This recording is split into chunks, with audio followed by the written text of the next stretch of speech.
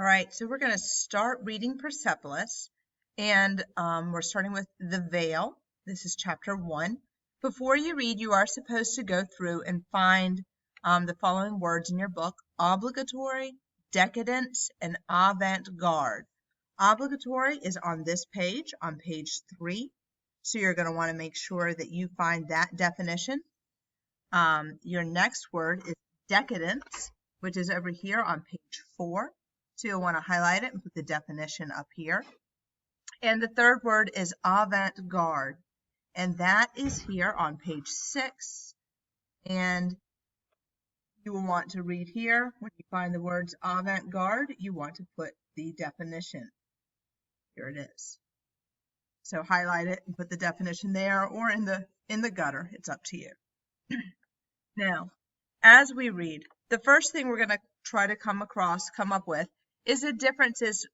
Some of the differences in Marjane's life before and after the revolution. As I'm reading, highlight some examples in yellow highlighter in your book that support what you're going to write. And we're going to put a summary at the top of page 4. So this is me when I was 10 years old. This was in 1980. And this is a class photo. I'm sitting on the far left, so you don't see me. From left to right, Golanez, Mashid, Nareen, Nina. In 1979, a revolution took place. It was later called the Islamic Revolution. Then came 1980, the year it became obligatory to wear the veil at school. We didn't really like to wear the veil, especially since we didn't understand why we had to. It's too hot out. Execution in the name of freedom. Oh, I'm the monster of darkness. Give me back my veil. You'll have to lick my feet. Giddy up. Notice all these little kids? They don't know why they have to wear the veil. So they're playing games with it. They don't even know the importance of it because many of them were just forced to wear it. Because when it became obligatory, that means everyone had to put it on, whether it was something that was part of their lives, part of their religion, or not. So that caused a lot of confusion for people. And also, because the year before, in 1979, we were in a French non-religious school where boys and girls were together. And then suddenly, in 1980, all bilingual schools must be closed down. They are symbols of capitalism. Bravo, what wisdom! Of decadence. This is called a cultural revolution. We found ourselves veiled and separated from our friends. And that was that. Everywhere in the streets, there were demonstrations for and against the veil. At one of the demonstrations, a German journalist took a photo of my mother. I was really proud of her. Her photo was published in all the European newspapers. Even in one magazine in Iran, my mother was really scared. Have you seen this? Don't worry, darling. She dyed her hair and wore dark glasses for a long time. Let me stop right there for just a minute. So you are supposed to note some of the differences in Marjane's life before and after the revolution. You are supposed to highlight some examples and write a summary at the top of page 4, right here. You should be writing a summary. Some of the differences mentioned here. It's mentioned here. This is another good example.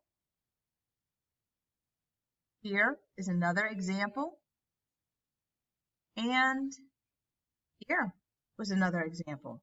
These are all things that are different before and after this revolution that happened that changed her life. Why do you think her mom was afraid? That's interesting. Why do you think her mom was afraid when her picture showed up in the magazine? What might happen if you're not wearing a veil? If you're protesting against a government like this? She's not wearing a veil in this photo, which means she is not following the law, the obligatory law, right? So up here, you're supposed to answer number 3. What are some of the reasons for being for or against the veil? Explain each at the top of page 5. Now, it didn't give us reasons, but we can think of some, right? Like think of the little kids. I told you some of them don't wear veils because it's not part of their culture or their religion. So that might be a reason against it, right? Because these women are shouting for freedom. These women are shouting to wear the veil. So maybe you want to go for it because it shows your modesty, it shows your religion, but maybe you're against it because it's not part of your religion. Maybe you want to have the freedom to choose. Maybe you don't want someone to tell you what you have to do. Clearly, she's afraid because she's dyed her hair and changed what she looks like.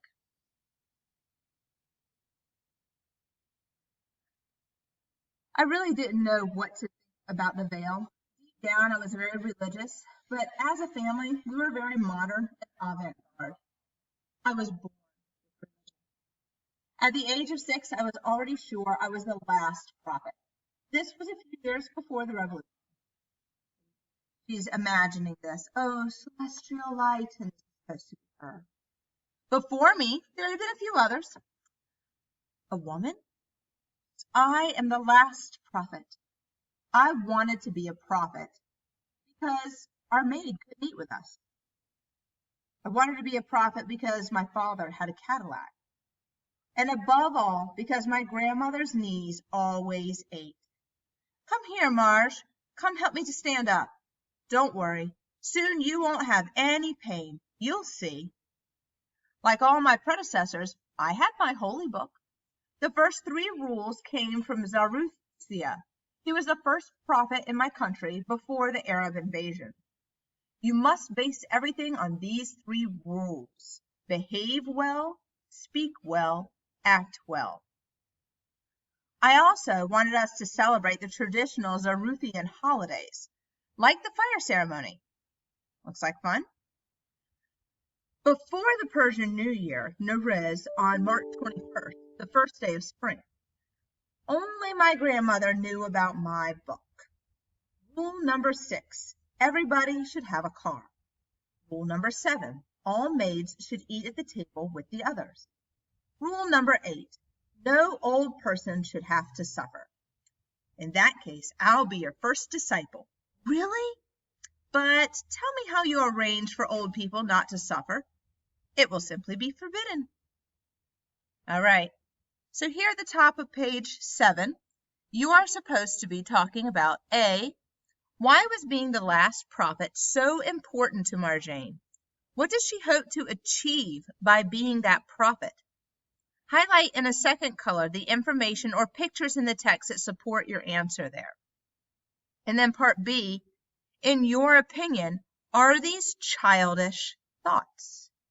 So for A, what you're telling me here is, why is being a prophet so important, and what does she hope to achieve? There's lots of things over here and right here that tell you what she would like to achieve. What kind of a difference does she hope to make by being a prophet? What does she hope to happen? And is this a childish thought?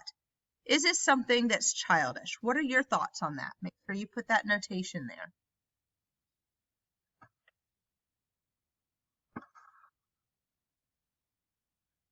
Every night I had a big discussion with God. God, give me some more time. I'm not quite ready.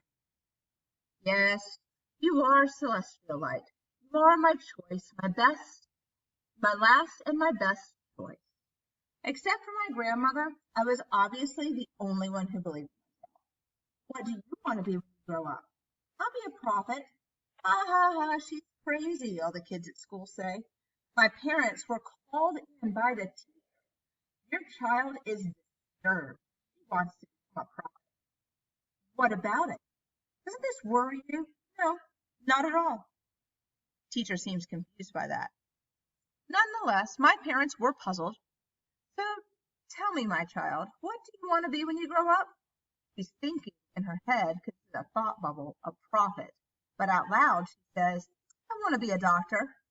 That's fine, love, that's fine. I felt guilty towards God. You want to be a doctor? I thought that, no, I'll be a prophet, but they mustn't know.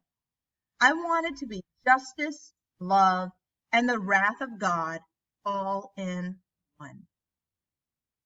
Why do you think she doesn't tell her parents that she wants to be a prophet? That's interesting. So as we're reading, you're also supposed to be labeling areas where you see separation of the classes, personal choice, rebellion, education, and religion. And right here on these pages, you can see education, and we can see religion and how she feels.